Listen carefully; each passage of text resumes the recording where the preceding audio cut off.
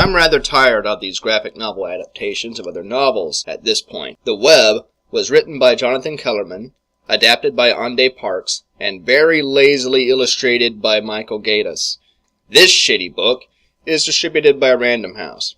Plot summary. Some guy named Dr. Alex Delaware gets to go on a 3-month island vacation by helping out an old fogey named Dr. Moreland search through a mountain of research at a leisurely pace.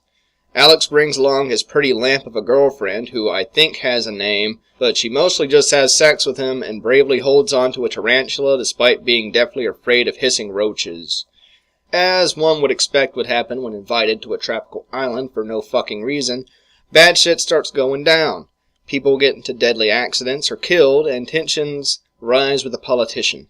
Some other things happen, but it's mostly boring. Moving on. Why it sucks. This was actually well-paced and filled with content compared to the other graphic novel adaptations of prose that I've read, but the added length and steady pace betrays the plot considering that it's just so boring. The artwork isn't particularly interesting to look at, and the characters can be hard to distinguish from one another. Michael Gaydos clearly didn't give a shit because he copy and paste character poses and faces into subsequent panels all the fucking time, sometimes even on the same page or the next fucking panel. Just zoomed in a little bit. I mentioned earlier that Alex Delaware's girlfriend is basically a pretty lamp and that trope is particularly obvious in this book, considering that the only character development she gets is her exposition about being comfortable with insects, and then this is undermined by her being scared witless by roaches later on. Otherwise, she just follows Alex around, fucks him, and gets in a bikini. From what I understand, The Web is part of a long series featuring Alex Delaware, and perhaps this girlfriend is just one of several. I would at least hope so, because if not, then apparently no one involved in this writing process knows how to write a woman for shit. Final words.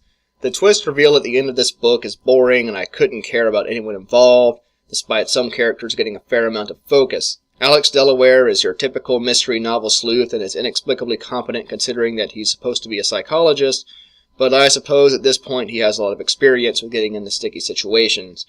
The book ended before my patience with the copy and pasted character drawings completely blew up and I set fire to the whole fucking thing, and considering that this book was public property, it wouldn't have reflected well on me. Me and my long fuse. Stay away from this book.